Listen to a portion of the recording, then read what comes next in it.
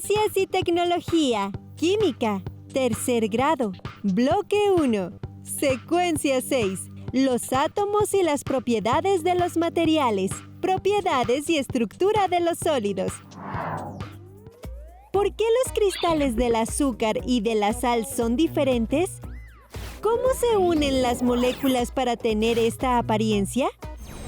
Un sólido es una colección de partículas unidas por grandes fuerzas de atracción que las conserva en la misma posición.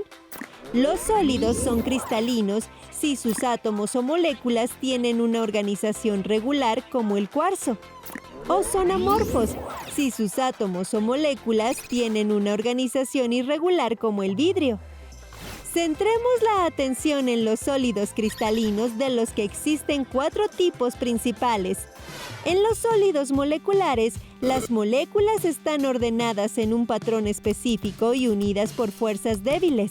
Estas fuerzas son las que le confieren al agua al estado sólido. En los sólidos de red, los átomos están unidos por fuerzas muy poderosas, difíciles de romper. Por ejemplo, el cuarzo o el diamante.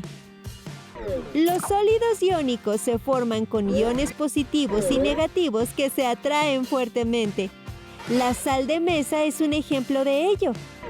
En los sólidos metálicos, los orbitales externos de los átomos se superponen, por lo que sus electrones se mueven de uno a otro y se les llama deslocalizados.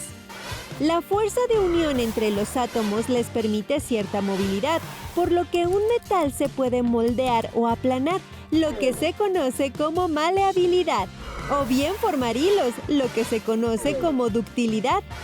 Por otro lado, las propiedades físicas de los sólidos cristalinos se determinan por su composición atómica y su estructura. La corriente eléctrica es un flujo de electrones. Cada orbital atómico tiene un nivel de energía.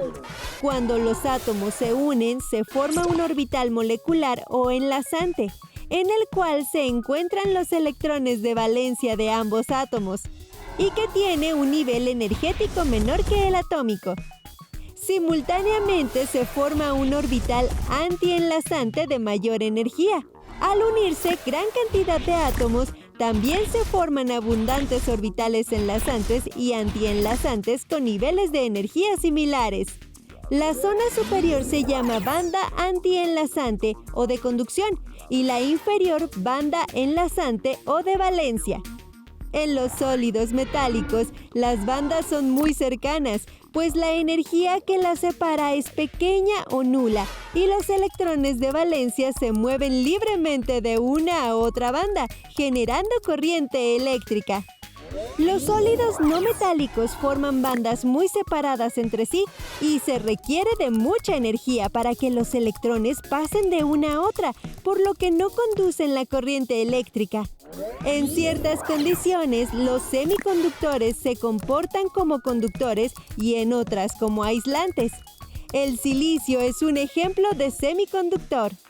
Un sólido conduce calor si el movimiento de sus partículas se transfiere fácilmente a sus vecinos, como ocurre en los metales, pero no así en los sólidos de red. El punto de fusión es muy alto en los sólidos, cuyas interacciones atómicas son muy fuertes, mientras que en los sólidos moleculares que tienen fuerzas débiles entre sus moléculas, el punto de fusión es bajo. Disolver un sólido es separar sus partículas. En los metales y en los sólidos de red, las partículas están fuertemente unidas, lo que no permite que sean solubles en agua. Los sólidos moleculares tienen fuerzas intermoleculares débiles y son relativamente solubles. Los sólidos iónicos, por su parte, son solubles en agua porque ésta rompe fácilmente las interacciones entre los iones. La densidad es la cantidad de masa que hay en un determinado volumen y en los sólidos depende del acomodo de sus átomos. Esta es la disposición de los átomos del oro, que genera una densidad alta. Este acomodo lo tienen los átomos de litio, que deja mucho más espacio vacío, por lo que su densidad es muy baja. Las partículas más grandes no pueden empaquetarse tan cerca como las más pequeñas, por lo que se produce menos densidad. Sin embargo, las partículas de diferentes tamaños dejan menos espacios vacíos, lo que provoca una densidad mayor, como en los sólidos iónicos. Las características de los diferentes sólidos permiten usos específicos.